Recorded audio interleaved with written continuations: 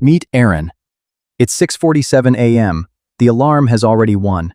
Aran hasn't hunted anything, hasn't walked more than a few hundred meters, hasn't seen the sunrise, and he's already exhausted. Somewhere between the shower and the second cup of coffee, Aran asks the question this whole channel exists to answer. Why does this feel so unnatural, if it's literally what everyone does? Here's the uncomfortable idea. Maybe humans were never built for this. Not this chair, not this inbox, not this 9-hour block of sitting still while your brain tries to sprint. But before you nod along and say, yeah, jobs are just bad, slow down.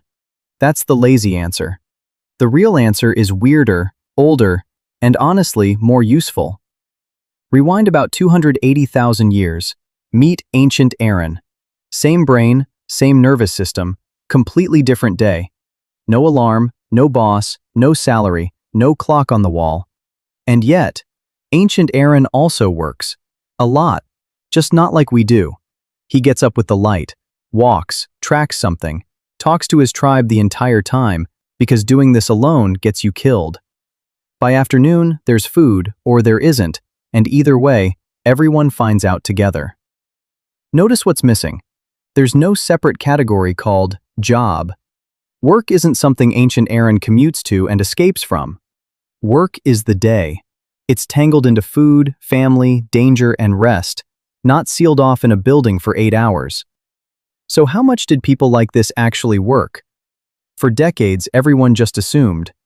Constantly, brutally, barely surviving.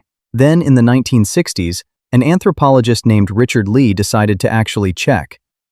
He went and lived with the Jew/Hoansi, a hunter-gatherer people in the Kalahari Desert, one of the harshest environments on Earth, and started timing everything. How many hours people spent finding food, how many hours they didn't. His numbers stunned people. Adults were only spending around 15 to 20 hours a week on actual subsistence work. The rest of the time? Talking, resting, making tools, telling stories, in one of the toughest deserts on the planet. Now, pump the brakes, because this is exactly where people mess this story up. That number doesn't mean ancient life was easy, chill, or some kind of paradise. It's not. Lee's own data and later research showed the parts nobody puts in the highlight reel. Illness with no medicine, injuries with no hospital, food that could simply fail to appear, infant mortality that would be unthinkable today, and hours of labor that never got counted as work at all. Cooking, carrying water, childcare, repairing tools, walking long distances just to get anywhere. So this isn't ancient people had it easier. It's something more specific. The work they did do was structured completely differently than ours. A few years after Lee's fieldwork, an anthropologist named Sahlins looked at data like this and gave it a name that stuck: the original Affluent Society.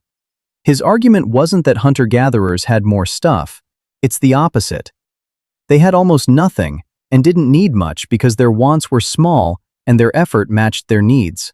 Affluence isn't only having a lot. It's the gap between what you want and what you have. Close that gap and you're rich, even with one spear and a fire.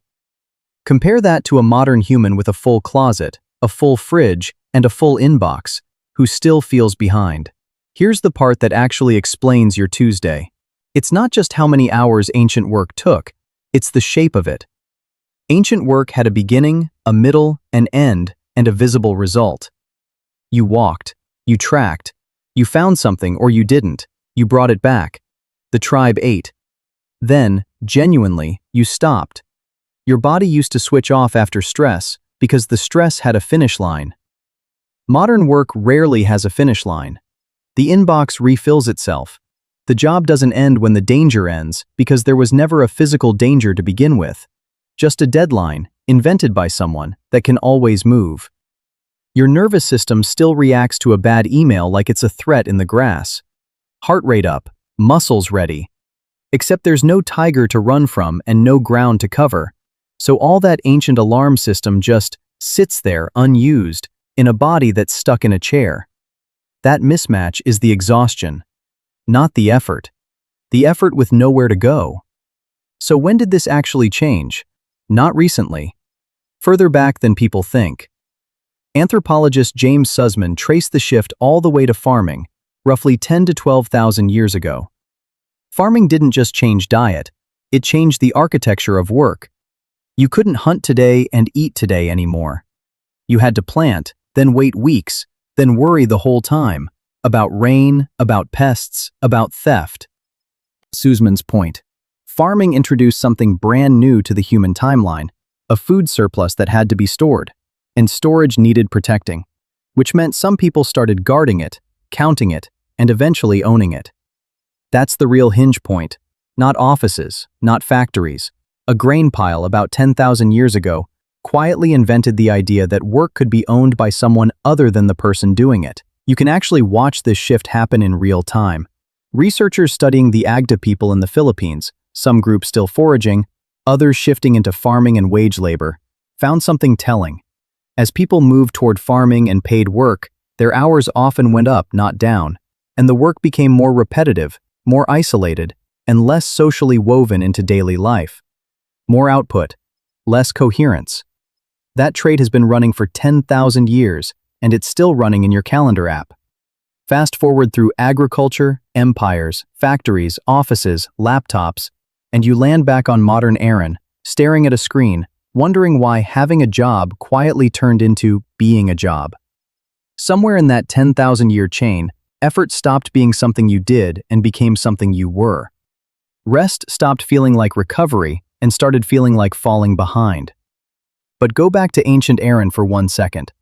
Nobody in that tribe was ashamed of resting after the hunt. Rest wasn't weakness, it was the second half of the job.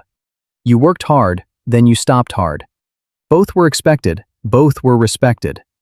So, were humans built for jobs? No, not this version of one anyway. Humans were built for meaningful effort. Effort with people around you. Effort with a visible reason. Effort followed by real, guiltless rest. Your body isn't broken for feeling drained after a day that had almost no physical movement and no clear finish line. It's not malfunctioning. It's ancient hardware, doing exactly what it evolved to do, running software it was never written for. That gap, between the work you're built for and the work you actually do, is not a personal failure. It's a 10,000-year design flaw, and you inherited it. Ancient Aran didn't have it easy. He had hunger, danger, and no medicine. But he had something worth naming, work that was connected, to his body, to his people, to something he could actually see finish. Modern Aran has security, medicine, and comfort. Ancient Aran never dreamed of. What he's missing is that connection. And now, at least, he knows why.